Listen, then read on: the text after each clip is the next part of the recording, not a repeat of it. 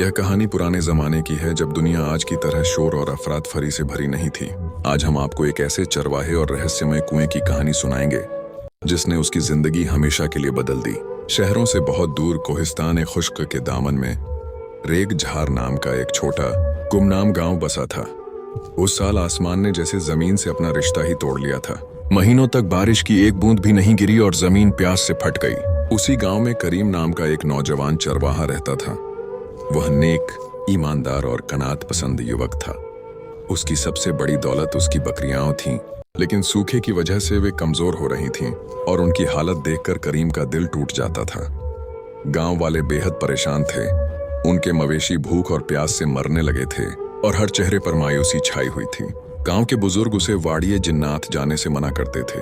कहते थे कि वह एक मनहूस वादी है जहां जो गया कभी लौट कर नहीं आया। एक दिन जब उसकी सबसे प्यारी बकरी प्यास की वजह से निढाल होकर गिर पड़ी तो करीम का सब्र टूट गया।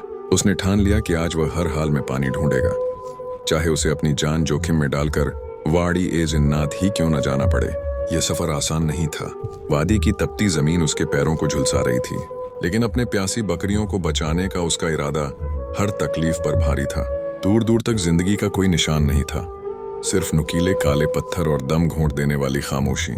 उसके बेजुबान साथी एक एक पल में कमजोर होते जा रहे थे। वह जानता था कि अगर जल्द ही पानी न मिला तो वह उन्हें खो देगा।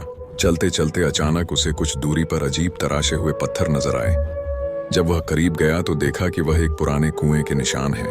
कुएं के चारों तरफ अजीब और गरीब निशान बने हुए थे, ऐसी भाषा में जिन्हें करीम ने पहले कभी नहीं देखा था। उसने झुककर कुएं में झांका तो उसकी हैरानी की इंतहा न रही। कुएं की गहराई में हल्की नीली रोशनी झिलमिला रही थी। उम्मीद और डर के मिले जुले एहसास के साथ उसने बाल्टी कुएं में डाली। जैसे जैसे रस्सी नीचे जाती गई उसके दिल की धड़कन तेज होती गई। जब उसने बाल्टी ऊपर खींची तो उसकी आंखें फटी की फटी रह गईं। बाल्टी में चांदनी की तरह चमकता हुआ पानी था। उसने डरते डरते एक घूंट पिया। पानी इतना मीठा और ठंडा था कि उसकी सारी थकान और प्यास एक पल में दूर हो गई। उसने तुरंत अपनी बकरियों को पानी पिलाया और वे ऐसे पीने लगीं जैसे उन्होंने अमृत पी लिया हो। जादुई पानी ने अपना असर दिखाया। कुछ ही पल में वे मुरझाई बकरियां फिर से ताजा दम होकर उछलने कूदने लगीं। करीम समझ गया कि यह कोई आम कुआं नहीं बल्कि जादुई कुआं है। अब उसका रोज का नियम बन गया और उसकी बकरियां दिन ब दिन मोटी ताजी होती गईं। एक तरफ कनात की झोंपड़ी थी तो दूसरी तरफ लालच का महल, और अब इन दोनों का टकराव होने वाला था।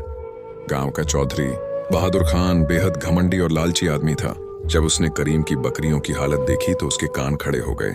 उसने करीम को बुलाया और सख्ती से पूछा, करीम सच बता, इस कहत में तेरी बकरियां इतनी तंदुरुस्त कैसे हैं?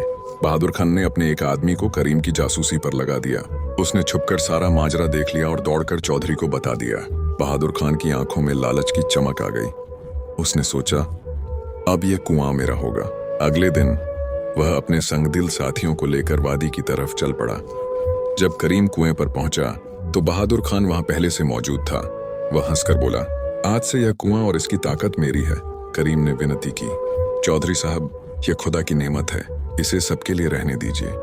लेकिन बहादुर खान पर उसकी बातों का कोई असर न हुआ।